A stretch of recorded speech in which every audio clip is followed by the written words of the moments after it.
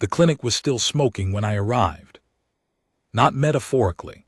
Actual smoke, thin and acrid, curling from the ventilation shaft above intake bay 3, where something had shorted the atmospheric processor during the night cycle.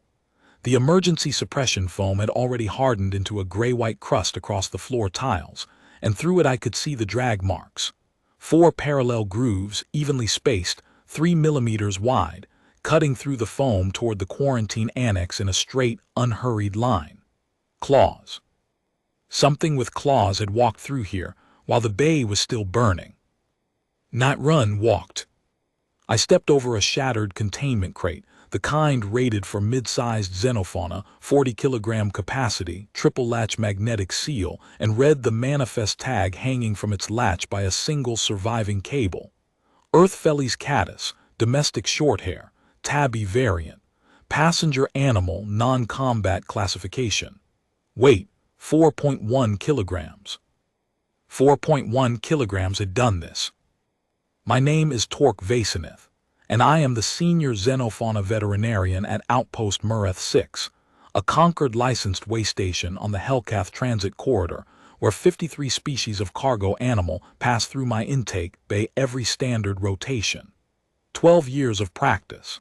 9 species in my surgical certification portfolio, including 2 that most veterinarians refuse to treat without military escort. I had handled Keth war lizards during their spawning frenzy, when their hormone-spiked aggression makes them capable of biting through deck plating. I had sedated a Pylori sand drake barehanded when its handler coded mid-transit, and no one else in the bay would go near the thrashing animal. I had once performed emergency reconstructive surgery on a Drosk alpha's fractured jaw while its packmates circled my operating table, their claws scoring the floor, their grief howls shaking instruments off the magnetic rack. I do not say this to boast. I say it because I need you to understand that when I opened the quarantine annex that morning and saw the earth cat sitting on my surgical tray, licking its paw with the meticulous focus of someone who had nowhere else to be, I was not afraid. I was irritated. The animal had arrived on a human freighter called the Bartlett, a mid-tonnage cargo vessel that had docked 31 hours earlier for a scheduled fuel exchange and minor hull patching. Its owner was a human cargo specialist named Fen Alders, female, late 30s, with the particular kind of calm that humans carry like a concealed weapon. She had filed the animal's transit documents in advance, every form correct, every field filled in a hand that was unhurried and precise. Species classification, companion animal, threat rating none, behavioral notes friendly. Friendly. I would remember that word later with something I can only describe as professional embarrassment. The intake should have been routine. Scan the animal, verify its vaccination record against the Concord interstellar immunization schedule, stamp the transit clearance, return it to its owner within the hour. I had processed over 600 xenofauna transits in my career without significant incident. This was going to be number 601. It was not. The cat, which she had called mote, a human word for a particle of dust so small it is visible only when light strikes it at the correct angle, had left the carrier during the atmospheric processor failure. A reasonable escape response, the kind any animal might exhibit when its enclosure fills with smoke. What was not reasonable was how it had done so. The carrier was a Concord Standard Type 4, rated for animals up to 40 kilograms, with a triple-latch magnetic seal that required opposing thumb dexterity to disengage from the outside. Mote weighed 4 kilograms and had opened it from the inside. The latches were not broken. They were not forced. They were disengaged, sequentially. First the bottom, then the middle, then the top, in the correct order, as though the animal had studied the mechanism and solved it. I logged this in the incident file under equipment anomaly and moved on. I had larger problems. The cat was sitting on my surgical tray. Not under it, not beside it, not on the floor near it. On it in the precise center, its hind legs tucked beneath its body in the posture I would later learn humans call a loaf, its tail wrapped around its forepaws, its eyes half closed in the amber light of the quarantine annex. It was watching me with the expression I would later learn to identify as contentment, but which, at the time, I could only classify as territorial assessment. It had chosen the highest flat surface in the room. It had positioned itself with unobstructed sight lines to both doors and the ventilation grill above. It was purring. I did not know what purring was. The sound registered on my auditory implants as a low-frequency oscillation between 25 and 50 hertz, steady, unbroken, resonant enough to vibrate through the tray's metal surface into the counter beneath it. My threat assessment firmware flagged it as a subsonic territorial claim, the kind of sustained vocalization that certain apex species use to assert dominance over a contested area without physical confrontation. I adjusted my posture accordingly, widening my stance, keeping my forelimbs neutral, presenting a profile that communicated professional authority without aggression. "Animal," I said, "you will vacate the surgical surface." The cat closed its eyes. I attempted removal. This was my first professional error in 7 years, though I did not recognize it at the time. I approached from the left, as per standard xenofauna handling protocol for unknown species, and extended both hands to grasp the animal around its midsection. The cat permitted this. It went entirely limp in my hands, boneless, like a warm sack of fluid, which I recognized from my training as a fear submission response. I lifted it from the tray and turned toward the temporary holding pen I had prepared. The cat began purring louder. It also began kneading my forearm with its front paws, a rhythmic pressing motion that drove its retracted claws in and out of its paw pads against my skin. The sensation was peculiar, not painful. My dermal layer is thicker than a human's and the claws did not penetrate. But the rhythm was precise, metronomic, approximately 2 presses per second, and after several seconds I realized my cardiovascular rate had dropped 4 beats per minute.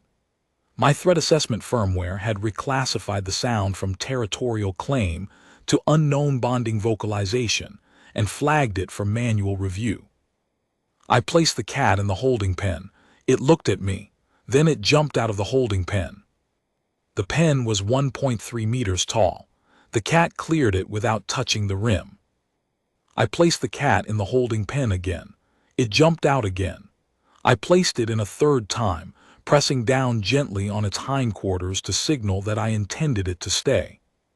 It jumped out again before I had removed my hand, landed on my shoulder and sat there, its tail hanging down my back, its paws resting on my collarbone, its purr vibrating through my scapula. I stood in the middle of my quarantine annex with a 4.1 kilogram earth predator perched on my shoulder, and I did the only thing a senior veterinarian of 12 years could do. I called my supervisor.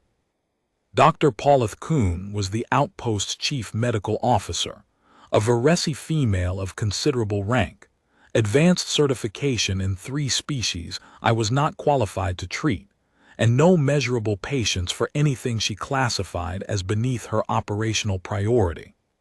She arrived in my annex 14 minutes later, took one look at the cat on my shoulder and said, "Get that off your person, doctor." "I have attempted to do so, Chief, 7 times. Try an 8th. I tried an 8th. The cat shifted to my other shoulder. Paulith's crest, the flat cartilage ridge that runs from a Varese's crown to the nape of the neck, and which serves as an involuntary emotional display, went flat against her skull. "What is it doing?" she said. "I believe it is sitting, Chief." "I can see that it is sitting. Why is it sitting on you?" I do not have an answer to that question. The xenofauna database lists the behavior as shoulder perching, common in earth felines that have identified a specific individual as a preferred companion. The literature suggests that the elevated position provides both security and a vantage point for environmental monitoring. It is monitoring the environment from your shoulder. "So it appears, Chief." Paulith circled me slowly, her crest twitching with each circuit. The cat watched her with one eye open, tail swinging in a slow metronome behind my back. When Paulith extended a hand toward it, intending, I believe, to grasp it by the scruff, the cat pressed the top of its head firmly into her palm. Paulith yanked her hand back as if she had touched a live coupling. "Did it bite you?" "No, Chief. I believe it applied its skull to your hand in a bunting gesture, feline social bonding behavior. The database indicates it is a simultaneous display of trust and scent marking. You now carry its pheromone marker.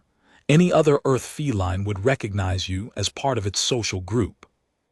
"I do not wish to be part of its social group, Doctor." "I will note your preference in the file, Chief." Paulith stared at the cat. The cat stared at Paulith.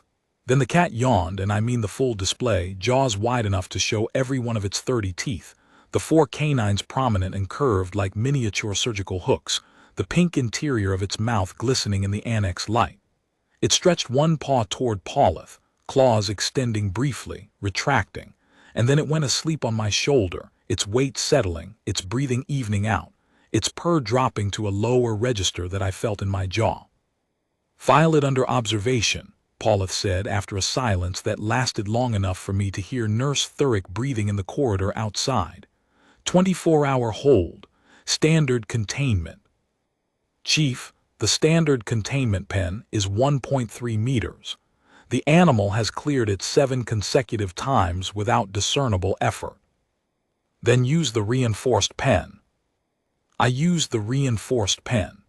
The reinforced pen was rated for animals up to 200 kilograms. It was constructed of layered composite alloy with a sealed lid and a magnetic lock requiring a 4-digit code, and it was the pen we used for juvenile Keth war lizards. The cat was inside it for 11 minutes. I know this because I set a timer. When the timer reached 11 minutes, I heard a sound from the pen, a soft, rhythmic scratching, patient and unhurried, and when I checked, the cat was sitting on top of the pen's locked lid, grooming its face with one paw. The lock was still engaged. I examined the pen for structural compromise and found none. I examined the ventilation slats along the pen's lower edge and determined that the cat had compressed its skeletal structure through a gap measuring 7 centimeters wide. 7 centimeters. The opening was barely large enough to fit my hand through. The xenofauna database confirmed this. Earth cats possess a uniquely flexible spine with free-floating clavicles and no rigid collarbone, allowing them to compress their thoracic cavity through any opening that their skull can pass through. Their skulls measure approximately 5 centimeters across at the widest point. 7 centimeters was, for this animal, a comfortable margin. I did not call my supervisor this time. Instead, I sat down at my workstation, opened the full Concord xenofauna database, and searched for everything the Concord had on Earth Felis catus, domestic variant. The file was 1,400 pages long. I read it in 6 hours. I did not eat. I did not take a scheduled break. I did not respond to Thurick's 2 attempts to bring me hydration.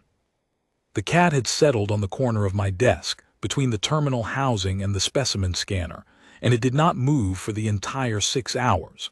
It slept. Occasionally it would open one eye, regard me with an expression I could not classify, and close it again.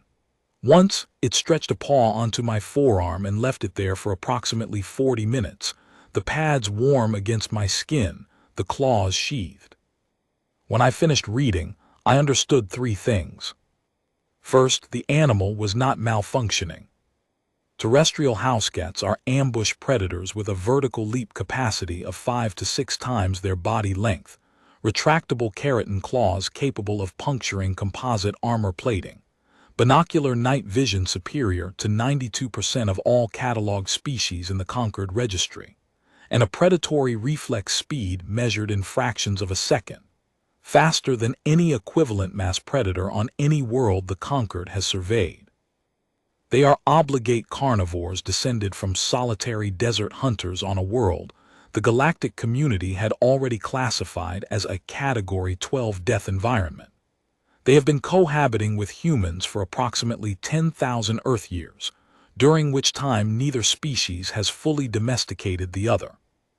The relationship is better described as a mutual arrangement, renegotiated on terms the cat sets daily. Second, the purring was not a territorial claim. It was a self-soothing and social bonding vocalization that also promoted bone density maintenance and wound healing through sustained low-frequency vibration transmitted through direct physical contact.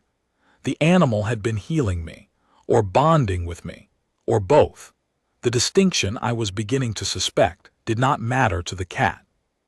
Third, the human Fen Alders had filed her animal's threat rating as none. This was, by any reasonable reading of the 1,400 pages of data I had just consumed, a lie.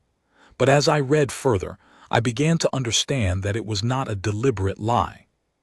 Humans genuinely did not consider their housecats dangerous. They let them sleep on their children. They let them sit on their laps while they operated heavy equipment. They laughed, apparently with genuine affection, when their cats knocked objects off high surfaces, a behavior the database classified as predatory instinct maintenance drilling. They described them as cute, a human word I had to cross-reference, which translated roughly as provoking a nurturing reflex through visual appeal, specifically through the ratio of eye size to head size, which mimics the proportions of a human infant. Cute, a 4.1 kilogram ambush predator with retractable claws and a prey drive reflex faster than my clinic's military-grade motion sensors. Cute. I closed the file. I looked at the cat. The cat was sitting on my keyboard. It had been sitting on my keyboard for approximately 20 minutes. I had been reading around it. "You are on my keyboard," I said. The cat purred. Day 3. The human, Fen Alders, came to visit during the midday shift. She was not concerned. This bothered me more than I could professionally justify. "Your animal has escaped every containment measure this facility possesses," I told her, reading from the incident log I had compiled. "It has disabled 2 motion sensors by sitting on their housings until they recalibrated around its thermal signature, effectively rendering itself invisible to the monitoring system. It shorted 1 atmospheric processor by chewing through an insulation sleeve in the ventilation duct, apparently while pursuing vermin. It has disengaged a magnetic lock rated for 200 kilograms through a method I have not yet determined and have referred to the manufacturer for analysis. It has been observed in 7 restricted areas of this outpost, including the command deck, the medical storage bay, the senior officer's mess, the maintenance crawlspace above Corridor 4, and Chief Paulith's personal quarters, where it was found sleeping on her pillow." Fen Alders nodded. "Yeah, he does that. He does that. Moat is a wanderer, always has been. He likes high places, warm spots, and rooms with only one way in.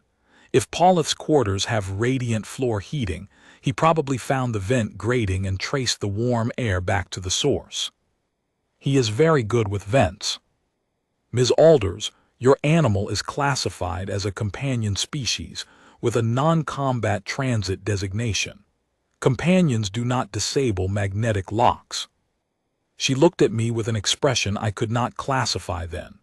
Later, after many more interactions with humans, I would learn to identify it as recognition, the look a human gives when they see someone standing at the beginning of a path they have already walked. "Dr. Vasanith," she said, "have you ever had a pet?" "I have had research subjects." "That is a no, then." She sat down on the bench outside the quarantine annex and crossed her arms. She was a plain woman by human standards, or by any standards I was qualified to evaluate. Brown hair tied back in a functional knot, weathered hands with calluses on both palms and a scar across the left knuckle that she had not bothered to have treated, a cargo specialist's coveralls with grease stains on the knees, and a small tear in the left sleeve that she had mended with a thread that did not match. She did not look like someone who would keep a 4.1 kilogram ambush predator with a vertical leap of 6 body lengths as a casual travel companion. Moat found me on a station, she said. 5 years ago, Corval Relay Supply Depot, middle of nowhere. He was living in the maintenance shafts, eating whatever he could catch. Station rats mostly, pinkish things with too many legs. Someone had abandoned him or he had gotten loose from a transit carrier. Nobody knew. Nobody filed a report. I found him sitting on my bunk when I came off shift, right in the center, like he had been waiting for me specifically. I tried to move him. He moved back. I tried again. He bit me. He bit you. Once. Light. Just the tips of the teeth, just enough pressure to leave a mark, not enough to break skin, just enough to let me know he had decided. She paused, looking past me at the cat, who was sitting on the counter behind me, cleaning his right ear with one paw, his eyes closed, his purr a low hum in the quiet of the annex. After that, he never bit anyone again. He did not need to. He had already made his choice. I did not understand what she meant by this. I filed it away with the other human behaviors that resisted clinical taxonomy. Day 5. Moat had become, against my explicit instructions, my documented objections, and every quarantine regulation in the Concord Xenofauna Management Manual, a fixture of the clinic. He slept on my surgical tray during off hours, curled into the compact shape the database described as a loaf, his paws tucked under his chest, his eyes closed, his ears rotating independently to track sounds in the corridor outside. He sat on the counter during intake assessments, observing each new patient with a stillness that unsettled the handlers and, inexplicably, calmed the animals. A Verlicipac bearer that had been whining continuously for 3 hours went silent the moment it made eye contact with the cat. A Drosk pup that had been refusing food for 2 days ate from Thurik's hand while the cat watched from the counter, its tail swaying in slow, even arcs. He followed me through the corridors with a gait I eventually identified as an escort pattern, the kind of formation a bonded animal maintains with an individual it has classified as its primary. 2 paces behind, 1 pace to the left, tail held high and slightly curved at the tip, which the database said indicated a relaxed but attentive state. When I stopped, he stopped. When I changed direction, he adjusted without breaking stride. When I entered a room, he entered behind me and immediately located the highest surface available, claiming it with the quiet certainty of someone who has never been told no and would not have cared if they had. My staff had begun to accommodate him without instruction or authorization from me. Nurse Thurik, a Drosk male of considerable physical size and unexpectedly gentle temperament, who had once been bitten by a Palori sandrake and still flinched at sudden movements near his face, was observed offering the cat a piece of his midday protein ration. When I confronted him, he said the cat had looked at him. "It looked at you." "Yes, doctor, it looked at me, and then it looked at my food, and then it looked at me again, and it made a sound." "What sound?" "A short sound. Rising inflection, like a question." "A trill. The database calls it a trill. It is a feline request vocalization, typically directed at individuals the cat has classified as socially familiar. It is considered a higher trust vocalization than a standard meow." "The cat trusts me." "The cat trusts you to share your protein ration, Nurse Thurik. Based on the evidence, it was correct to do so." Thurik looked down at his feet. The cat was sitting beside his left boot, its head tilted at precisely the angle the database said maximized the nurturing reflex response in humans. Thurik was not human. The angle still worked. "I will log the infraction," I said. "Yes, doctor." I logged the infraction and said nothing further about it. I understood what he meant. The cat had a way of looking at things that made compliance feel less like a decision and more like gravity. I had begun to experience this myself. When the cat sat on my keyboard, I worked around it. When the cat slept on my tray, I used the secondary tray. When the cat walked into the operating theater during a procedure, which it did twice in the first 10 days, I did not remove it. I adjusted. The patients were calmer with it present. My hands were steadier. Thurek stopped flinching. I told myself this was professional accommodation, environmental management. The animal was not dangerous in any immediate clinical sense, and removing it caused more disruption than permitting it. This was efficient. This was practical. This was sound veterinary judgment applied to an unusual variable. This was, I would eventually admit, something else entirely. Day 7, the incident with the Keth. A Keth transport had docked for an emergency veterinary consult. 2 juvenile war lizards in acute distress, thrashing in their containment harnesses, their bio-readings spiking into the red across every metric I could monitor. Keth juveniles are not small animals. They mass between 80 and 120 kilograms. Their hide is armored with interlocking keratin scales that can deflect a cutting tool. Their stress response includes a lateral tail sweep that can shatter a torquey femur, and I know this because it happened to my predecessor's assistant, whose rehabilitation took 9 months.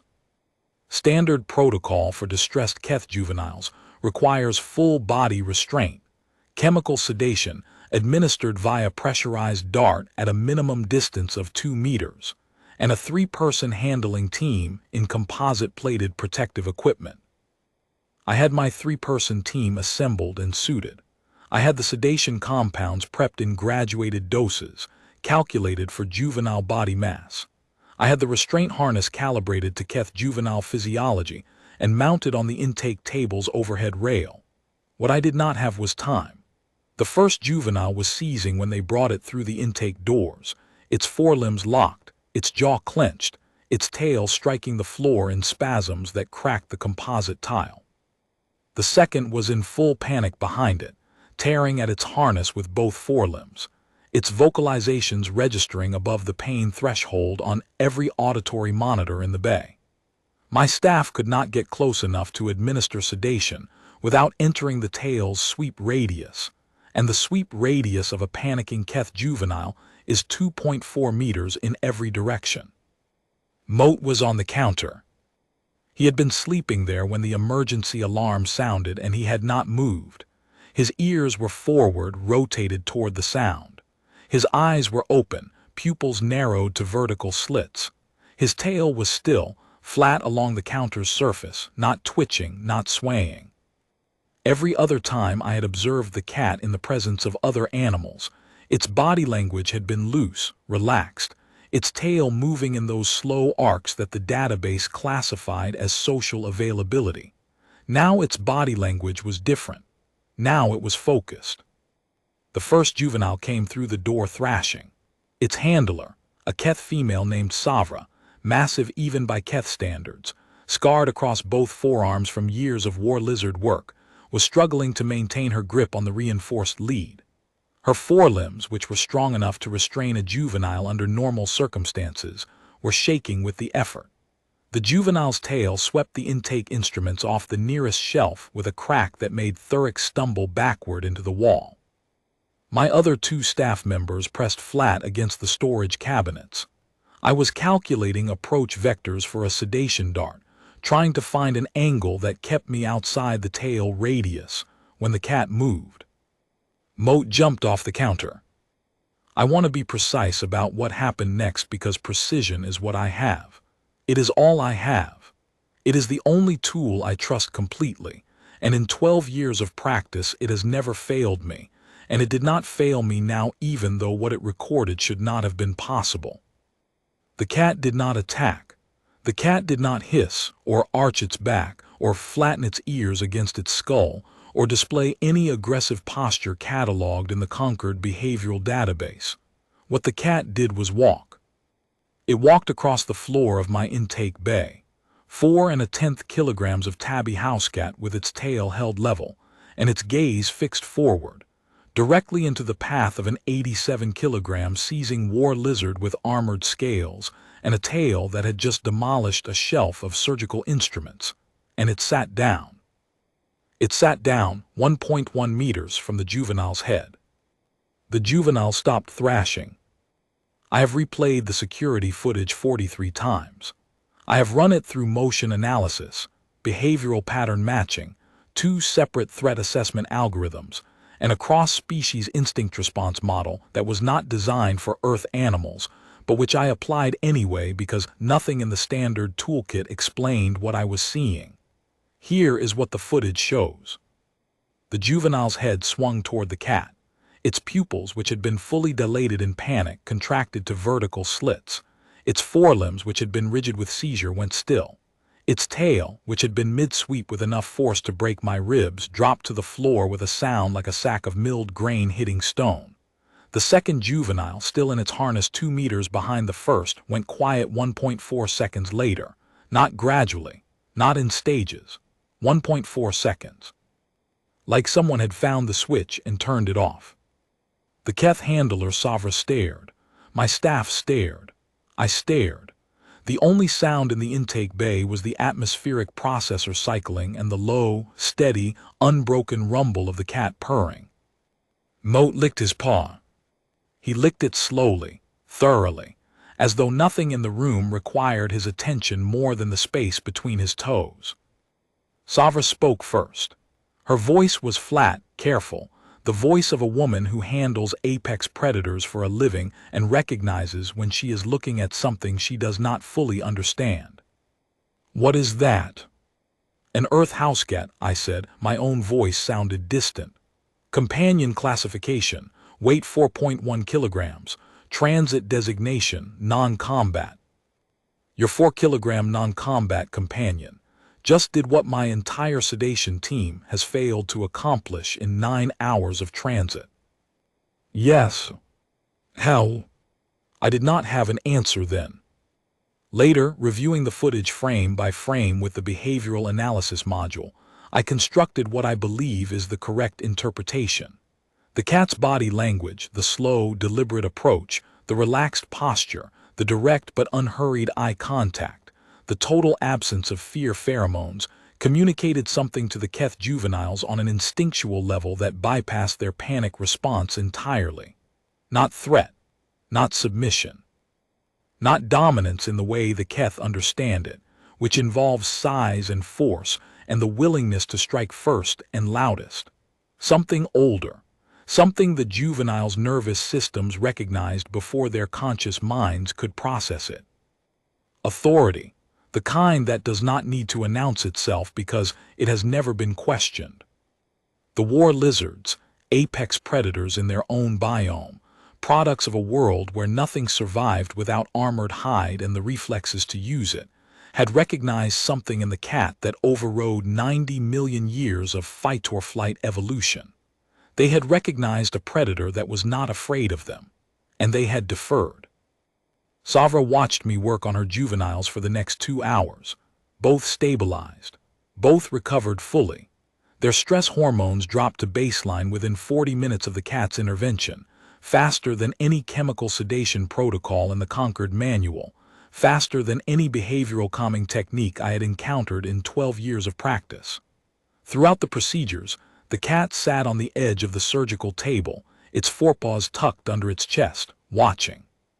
Occasionally, it would extend one paw and rest it lightly on the juvenile's flank, and each time, the juvenile's bioreadings would settle another fraction closer to baseline, as though the cat's touch carried the same healing frequency as its purr.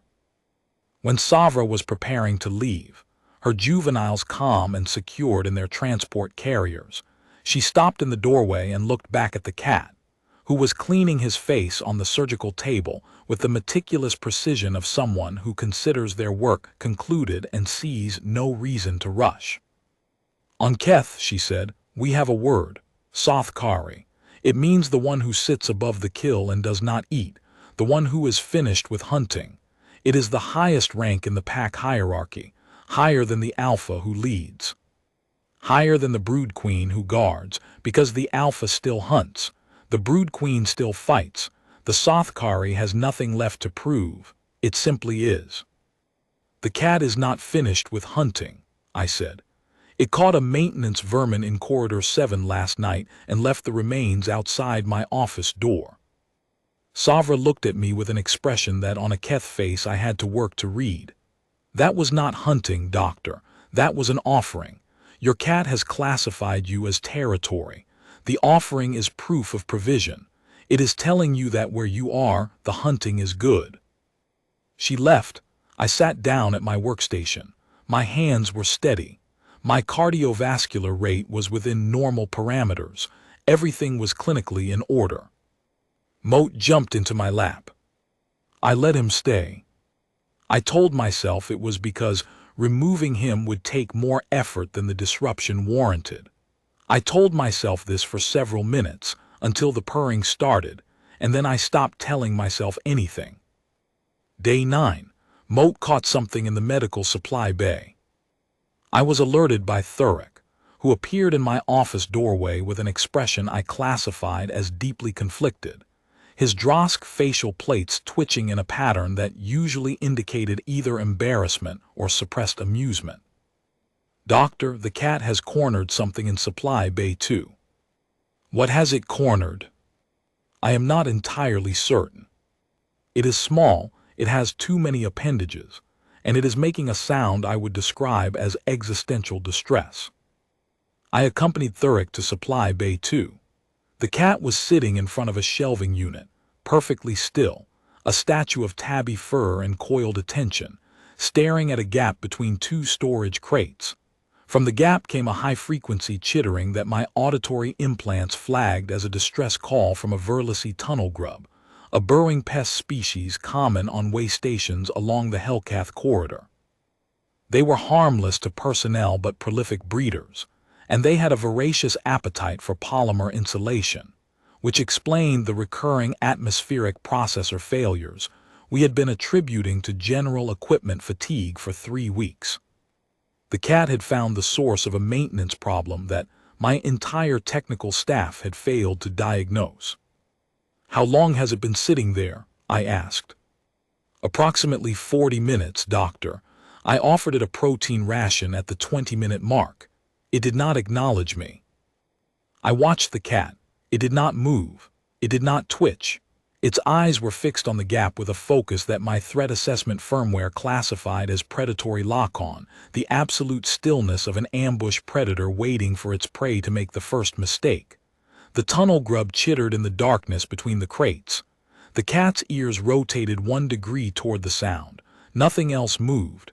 Not a whisker. Not a claw. The tunnel grub made its mistake 17 minutes later. It extended 1 pale appendage past the edge of the crate. The cat's paw moved. 1 stroke. The sound was barely audible, a soft impact, a brief scrabble, then silence. The tunnel grub was pinned under the cat's paw, alive, immobilized, its appendages waving uselessly. The cat looked at me, then at the tunnel grub, then at me again. It made the trilling sound, the rising inflection question, the vocalization it used only with individuals it considered part of its social group. "I believe it is presenting you with a catch, doctor," Thurek said. There was something in his voice that I chose not to examine. "I can see that, Nurse Thurek. What would you like me to do with it?" "Contain the specimen. I will notify the maintenance team and update the incident log." The atmospheric processor failures were pest-related, not equipment fatigue. I updated the log. I submitted a maintenance advisory. I did not update either document to reflect the fact that when the cat released the tunnel grub to Thurek's containment jar, it walked directly to my ankle, pressed the full length of its body against my shin in a slow figure-8 pattern, and emitted a purr so deep my boot soles vibrated on the floor. I reached down and placed my hand on its head. This was not a decision I made consciously. I did not think about it. I did not consult the behavioral database.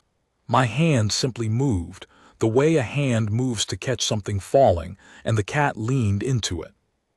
I felt the skull under the fur, smaller than my palm, the warmth of the animal radiating through its coat, the steady vibration of the purr passing through my fingers into my wrist, up my arm, settling into my chest like a second pulse.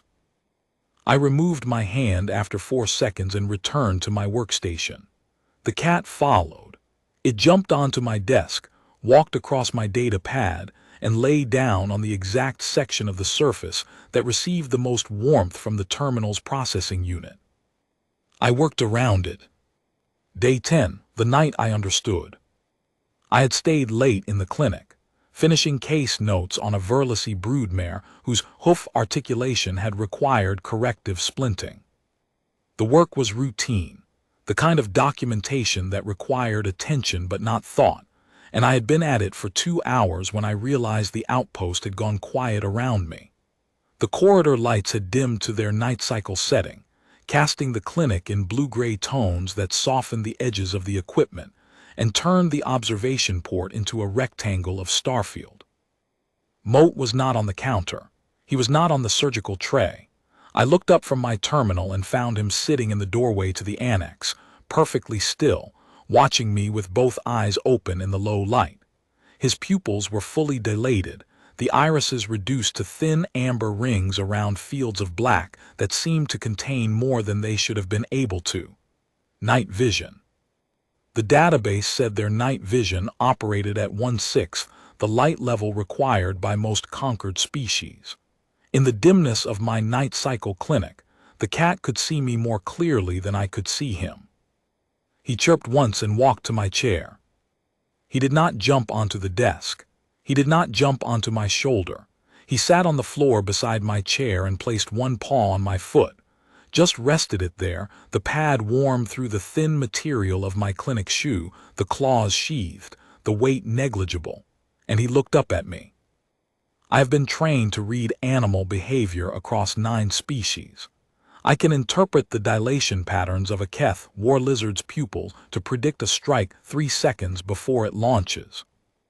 I can read the crest angles of a Verlacy's cartilage ridge with enough precision to identify 7 distinct emotional states.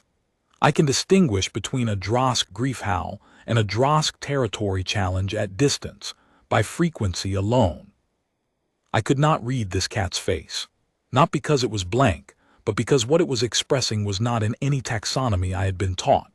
It was not aggression, not fear, not hunger, not territorial assertion, not mating display, not any of the categories I had spent 12 years learning to sort animals into. The cat was sitting beside my chair with its paw on my foot, looking at me with dilated eyes in the quiet of a night cycle clinic, and what it was doing was being with me. That was the entire behavior, proximity. Voluntary proximity, offered without demand, without condition, without any transactional framework I could identify. I reached down and picked him up. He went limp in my hands, the boneless surrender I had once classified as fierce submission, and now understood was trust, the kind of trust that turns the body into something the other person can hold however they need to hold it. I placed him against my chest, one hand under his hindquarters, one hand on his back, and felt his weight settle against my secondary respiratory membrane. The purring started immediately. Not the low background rumble I had grown accustomed to, but something deeper, slower, a frequency that seemed to find the spaces between my ribs and fill them. My cardiovascular rate slowed. My forelimb tremors, the ones I had been ignoring since the Keth juvenile surgery, and which I attributed to mild fatigue, stopped. I stood in my clinic holding a 4.3 kilogram earth predator against my chest. And for the first time in 12 years of xenofauna practice, I understood something that was not in the manual. The animal was not a patient. The animal was not a research subject. The animal was not a clinical challenge to be solved, or a containment problem to be managed, or a behavioral anomaly to be documented and filed. The animal was a companion.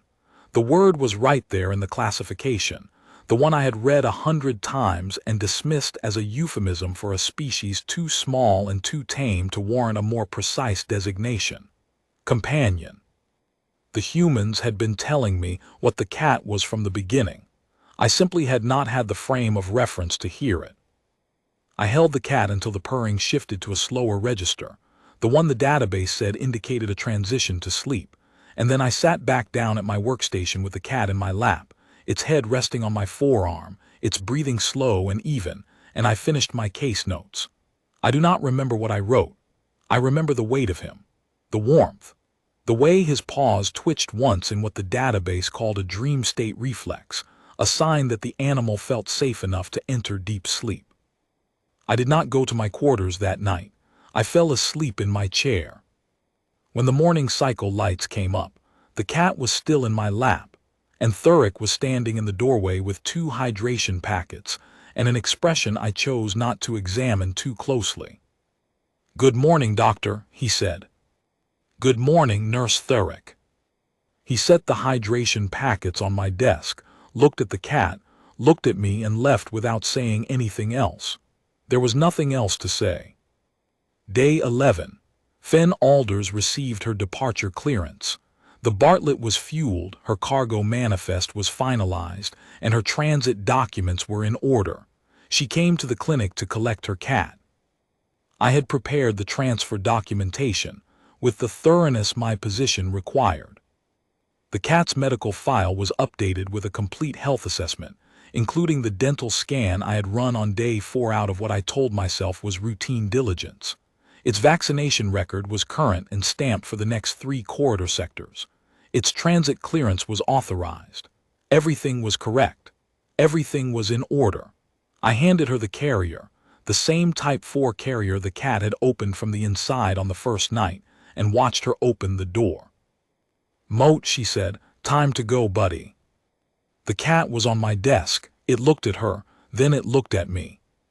Then it looked at the surgical tray, the one it had claimed on the first morning, the one I had stopped trying to reclaim on the second day, the one that I had begun to think of not as my surgical tray, but as its surgical tray, which was clinically inappropriate and which I had noted in my personal log as a lapse in professional boundary setting.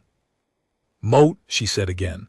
Her voice was softer this time, quieter, the kind of quiet humans use when they already know the answer. The cat did not move.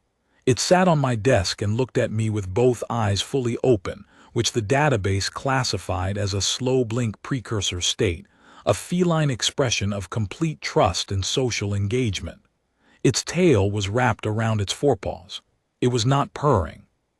It was simply present, in the exact center of my desk, in the exact center of my clinic, as though it had been there since the day the outpost was commissioned, and the rest of us had simply arranged ourselves around it.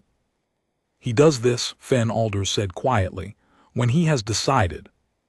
"Decided what?" "Where he belongs." I felt something then that I did not have a clinical term for. A tightness in the secondary respiratory membrane that had nothing to do with temperature or atmospheric composition. A stillness in the forelimbs that was not fatigue or cold. My auditory implants registered a sound that I eventually identified as my own cardiovascular rhythm, which had decreased by 6 beats per minute from my resting baseline. The same decrease I experienced when the cat purred against my shoulder. The same decrease I experienced when the cat trilled at me from the counter. The same decrease that I had stopped noticing, because it had become the default state of my body when the cat was in the room. "Ms. Alders, this is your animal." "He was my animal," she said. She was looking at Moat, but she was not reaching for him. Her hands were at her sides. 5 years ago, he was a station stray living in maintenance shafts on Corval Relay, eating vermin, sleeping in ductwork. Before that, he was someone else's, or no one's. Moat does not belong to people, doctor. People belong to Moat. He decides. That is how it has always worked. I did not adopt him on Corval. He adopted me. He bit me once to make the point, and then he stayed for 5 years, and now he is telling both of us very clearly that his 5 years with me are finished and his years with you have begun. That is not how companion animal ownership functions under Concord law." "No," she said, "it is not." We stood there for a long time, the 3 of us, in the quiet of the clinic. The atmospheric processor hummed its steady rhythm, the new unit, installed after Moat chewed through the insulation sleeve on the original. Somewhere in Corridor 7, I could hear Nurse Thurick opening a protein ration, and I knew, with a certainty I could not justify by any clinical metric or statistical model in my training, that he was opening it for the cat. "He is an earth predator," I said. My voice was steady. I made sure of that. An obligate carnivore from a Category 12 death environment. He has a prey drive reflex faster than my military-grade motion sensors. He has disabled every containment system in this facility. He has accessed restricted areas I did not know could be reached without maintenance codes. He is, by any objective classification in the Concord xenofauna registry, a dangerous animal. Yes, Finn Alders said. He sleeps on my surgical tray. Yes. He sits on my keyboard while I work. He follows me through the corridors in an escort formation I did not teach him and which he will not abandon. He sits on my shoulder when I review case files, and his weight has stopped feeling like an imposition and started feeling like a counterbalance I did not know I needed. He has commandeered Nurse Thurrock's protein ration on 11 separate occasions. He calmed 2 seizing Keth war lizards by sitting in front of them. A Keth handler called him Soth Kari. He found a pest infestation my entire maintenance team missed for 3 weeks. He left me a dead tunnel grub outside my office as a gift. Finn Alders smiled. It was a small thing, barely there, the kind of expression humans make when they see someone recognizing something they recognized years ago and can still remember the exact weight of. What are you telling me, doctor? I looked at the cat. The cat was looking at me, not at the carrier, not at Finn Alders, at me. Its eyes were half-lidded now, which the database classified as a slow blink, the feline equivalent of a declaration of trust. It was the expression a cat made only when it was entirely certain that the being in front of it posed no threat and required no vigilance, only when it had decided to stay. I am telling you, I said, that the transfer paperwork will require amendment. Finn Alders nodded. She closed the carrier door. She set the carrier on the bench by the intake entrance, empty, and she did not pick it up again. His favorite spot is the highest surface in any room, she said. He likes radiant heat sources. He will eat anything, but he prefers protein he has not had to ask for twice. He does not like closed doors, and he will find a way through them regardless of what you do to prevent it. He will sit on your chest at night if you let him. Do not fight it. It means he trusts you enough to sleep. I am a veterinarian, Ms. Alders. I do not require instruction in animal care. No, she said, but you do require instruction in being chosen. She left. The Bartlett undocked 4 hours later. I watched its engine signature vanish from the transit corridor monitor on the observation deck, the blue-white flare shrinking to a point and then to nothing, and when it was gone, I went back to my clinic. Moat was on the surgical tray. He looked at me when I entered, and he made the sound, the short, clipped greeting chirp, the vocalization the database said cats reserve for individuals they consider core members of their social group. I sat down. The cat jumped from the tray to my desk to my shoulder, settling into the hollow between my neck and my collarbone as though the space had been measured for him. The purring started, 25 to 50 hertz. My cardiovascular rate dropped. My respiratory membrane relaxed. The weight of him settled against my collar, warm, impossibly small for something that had rearranged every protocol in my facility. Day 14. Chief Paulith called me to her office. I went. The cat went with me, riding my shoulder, tail swinging in slow half circles. Dr. Vasenith, she said, I see the earth animal is still in your facility. Yes, Chief. The Bartlett departed 3 days ago. Yes, Chief. The animal's owner was aboard the Bartlett. Former owner, Chief.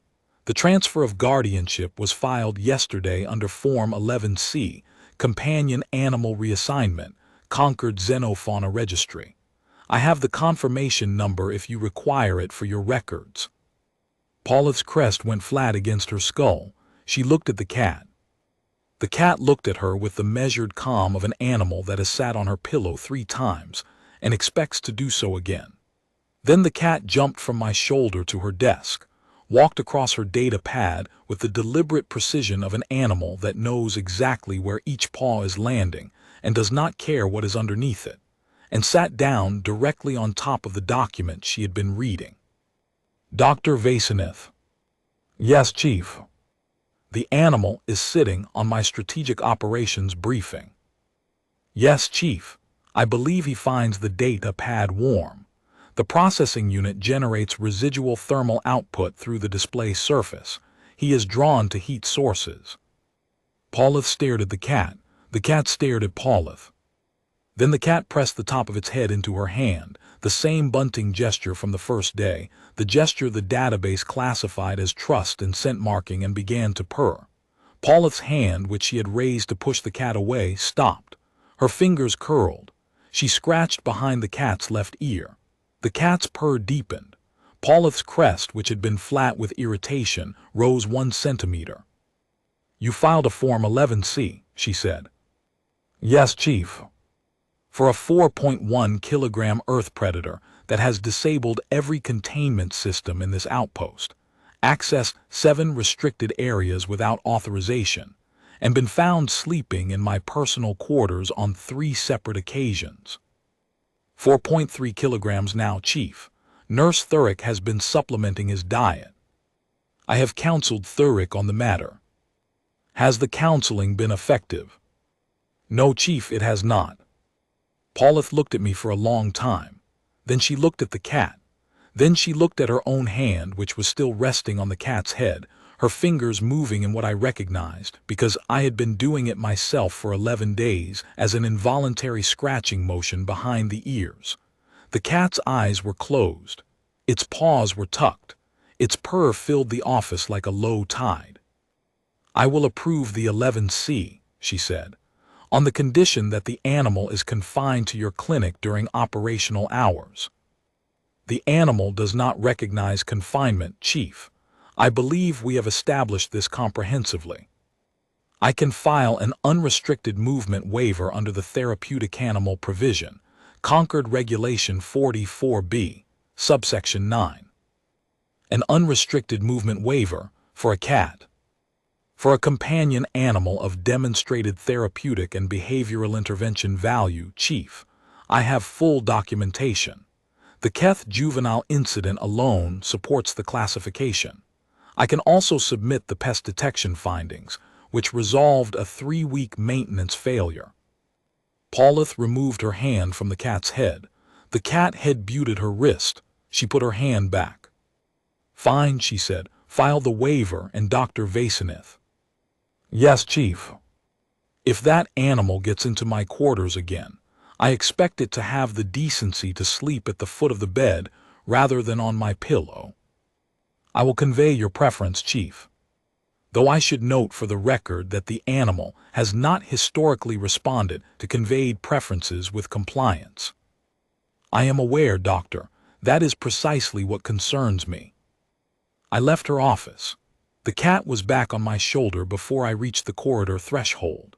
The daylight from the observation ports painted long amber bars across the floor, the Hellcath sun filtering through the station's outer dome in the slanted way it does in late afternoon, when the light softens and the corridors go quiet, and the outpost feels less like a duty station and more like somewhere you might choose to stay. Somewhere ahead, past the intake bay and the supply closet where the tunnel grubs no longer lived, I could hear Nurse Thurick humming, a low, tuneless sound he had picked up on the 3rd day, when the cat first sat in his lap during a break, and he had placed his hand on its back and felt the purr move through his palm. He had not stopped humming since. Other staff had noticed. The junior technician in Laboratory 2 had started leaving her door open so the cat could visit during her shift. The maintenance chief had requested a copy of my pest detection report so he could, in his words, understand whether additional earth animals might be requisitioned for facility management purposes. The clinic sounded different now. It sounded like somewhere people wanted to be. The Concord Xenofauna Manual has 700 pages on veterinary practice, containment protocols, behavioral taxonomies, threat assessment matrices, classification systems for every animal in the known galaxy, organized by mass, by dentition, by prey drive index, by pack hierarchy, by flight or fight reflex speed. I have read every page. I have memorized most of them. They are the foundation of my career and the framework through which I understand every creature that passes through my care. None of them have a classification for what happened to me. The clinical term for what I felt when Moat chirped at me from the surgical tray each morning, when he pressed his skull into my palm and held it there until I scratched behind his ears, when he fell asleep on my shoulder with his claws lightly gripping my collar as though I were a branch he had chosen above all others, when he walked into a room full of panicking war lizards and sat down like the floor belonged to him and everyone in it was simply passing through. The clinical term does not exist in the Concord behavioral lexicon. I searched every database I had access to, every cross-species behavioral study, every xenofauna bonding analysis in the archive. The humans have a word for it. They use it casually, the way they use all their most dangerous words, as though it is ordinary, as though it costs nothing, as though it does not carry the weight of 10,000 years of coevolution with an apex predator that chose to sleep on their beds and purr against their chests, and bring them dead things as proof that where they are, the world provides. The word is love. I do not use it in my reports. I do not use it in my case files. I do not use it when Paulith asks how the animal is integrating, or when visiting veterinarians from other outposts ask how I manage a free-roaming earth predator in a clinical environment, or when the Keth handler Savra sends me a formal inquiry asking whether Soth Kari can be replicated with other earth species for use in her facility.